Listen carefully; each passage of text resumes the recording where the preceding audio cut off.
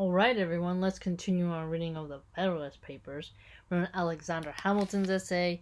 It has not disappointed. Remember number 23, the necessity of a government as energetic as the one proposed to the preservation of the Union. Now remember, he was dealing with how the national forces need to be directionalized, supported, and formulated towards something with that can possess the means to attain what they would want, right? So proportional means to get your aims, so essentially. All right, let's continue. That if we are in earnest about giving the Union energy and duration, we must abandon the vain project of legislating upon the states in their collective capacities. We must extend the laws of the federal government to the individual citizen of America. Aha. So, of the vain project of legislating upon the states in their collective capacities. So, collective capacity of state legislation. Okay? And he's saying, extend the laws of the federal government to reach the citizen, right? We must discard the fallacious scheme of quotas and requisitions as equally impractical and unjust. Oh, do you see that right there? So, fallacious scheme of quotas. Remember in the Gulag Archipelago, what did the Blue Caps do? What did they do? They had quotas they had to fill for confessions, right? Like, we got this quota. Now, some people contend that officers having quotas is a problem because they'll find ways to give people tickets in order to fill the quota. Other people argue, well, when it comes to that particular issue, we want quotas so we make sure they're doing their job and they not just sit around eating, screwing off, and letting crime happen. So you can see it from both angles. Very interesting. The result from all this is that the Union ought to be invested with full power to levy troops. Okay, so the federal branch need to have full power to levy troops, to build and equip fleets, and to raise the revenues which will be required for the formation and support of an army and navy in the customary and ordinary modes practiced in other governments. So, federal government pretty much in charge of making sure the army and navy are fully doing good in healthy working order because it's their job to maintain peace within the country and ward off external threats. I understand today we do way more offensive measures and meddle in everyone else's affairs. That's another topic. If the circumstances of our country are such as to demand a compound instead of a simple, a confederate instead of a sole government, the essential point which will remain to be adjusted will be to discriminate the objects as far as it can be done, which shall appertain to the different provinces or departments of power. Okay, so different provinces and departments of power. Yeah, so department is more of like the bureaucracy. The province is, the revenue that will be put in. So the objects of the departments, the objects of the provinces, allowing to each the most ample authority for fulfilling the objects committed to its charge. So needing to have the authority sufficiently given to those who need to utilize it.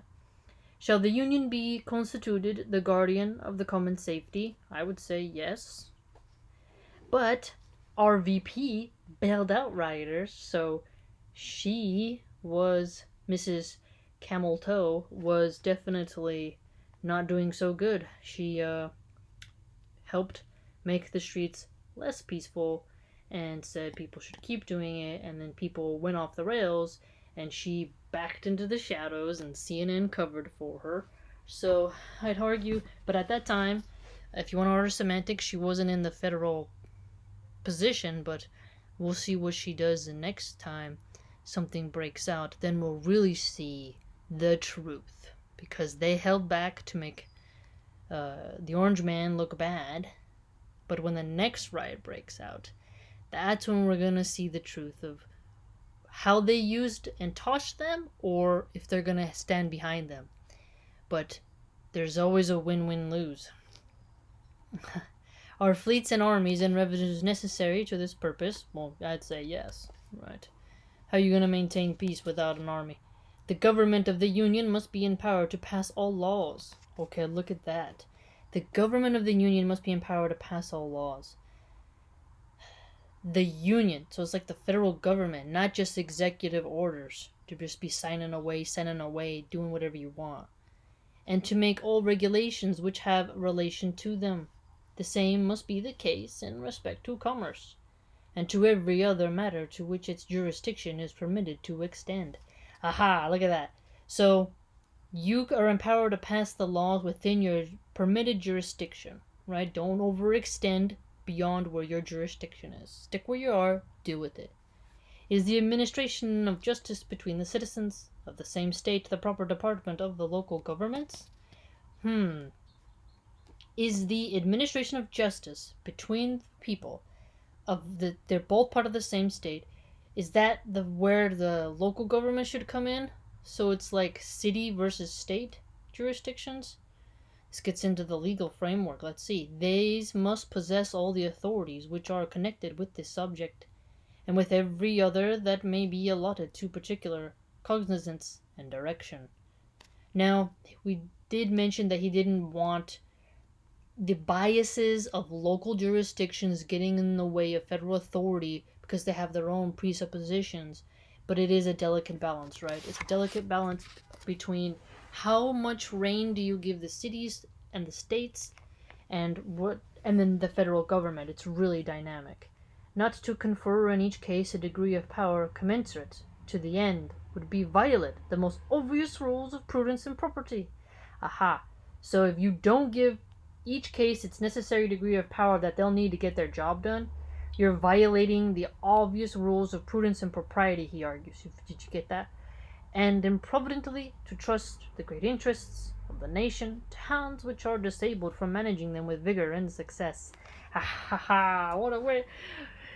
He said disabled from managing with vigor and success. So don't hogtie that if you don't have to, right? Don't hogtie it. Grant the power because the power is needed to maintain national forces, the union, the health, the concord. Now, the different provinces and different departments will be given their committed charges with the ample authority that they'll need, with the good measures that will be able to empower them through law. But still, you don't want to disable them. And I like this.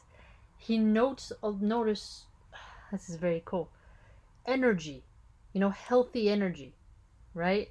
He says vigor and success. Who do we have in power now? Very sickly, dementia-ridden, stumbling, a leader who's had 2 brain aneurysms, whose son was addicted to crack, has no teeth, has false teeth. It's really he's so frail and weak that the propaganda wings of New York Times, Washington Post, and others, and Twitter and Facebook and Instagram have to cover for him and ban memes and overly censor just to keep up the fake image of him. And even YouTube removes dislikes and closes the comments section because they don't want people to realize how Joe Biden is not loved. He was only selected by some as an anti-Trump figure, but not because they liked Biden, right? It's really fascinating. The vigor of the health of the union. He said, remember, energy and duration. Energy, duration, vigor. You want a leader and who represents that federal authority with vigor and success. Who do we have now? Is a stumbling, nothing. Who so likely to make suitable provisions for the public defense as that body to which the guardianship of the public safety is confided? Guardianship of the public safety is confided within the federal union. So, public defense and guardianship. Do you notice this points here? So your government is screwing up if they're not doing their jobs for public defense against factions, and if they're not guarding commerce and businesses and public safety. If rioters are coming up to your car, smashing your window, throwing things at you, holding businesses and restaurants hostage as they create autonomous zones and such like that, that is not safe. And if there's too much homeless and too much gangs, they've not maintained public order, your government is failing. Right? It's so amazing. I really love this book.